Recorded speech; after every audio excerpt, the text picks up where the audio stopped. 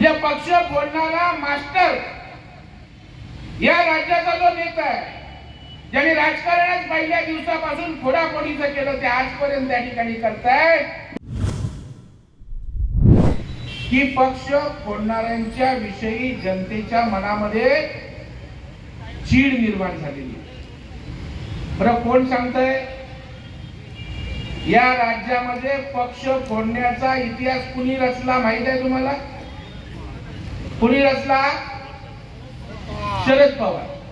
आणि शरद पवारांच्या मांडीला मांडी लावून बसायचं आणि आपण सांगायचं पक्ष फोडणाऱ्यांच्या विषयी लोकांच्या मनात चीड आहे. म्हणजे वा, म्हणजे पक्ष फोडणारा मास्टर या राज्याचा जो नेता आहे, ज्यांनी राजकारणच पहिल्या दिवसापासून फोडाफोडीचं केलं, ते आजपर्यंत त्या ठिकाणी करतायत, त्यांच्या मांडीला मांडी लावून बसायचं आणि आमच्या विषयी सांगायचं किंवा शिवसेनेच्या विषयी सांगायचं की गद्दारांच्या विषयी किंवा पक्षफोड्यांच्या विषयी जनतेच्या मनामध्ये त्या ठिकाणी चीड निर्माण झाली.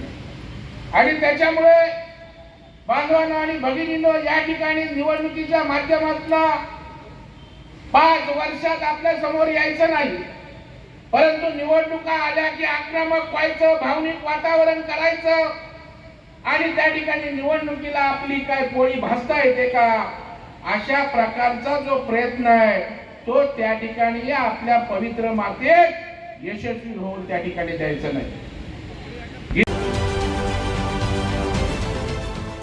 देश विदेशातील प्रत्येक घडामोडींचे लाईव्ह अपडेट मिळवण्यासाठी आता साम टीव्हीच्या सर्व सोशल मीडिया प्लॅटफॉर्मला लाईक, फॉलो आणि सबस्क्राईब करा. तसंच सर्व नोटिफिकेशनसाठी बेल आयकॉन प्रेस करायला विसरू नका.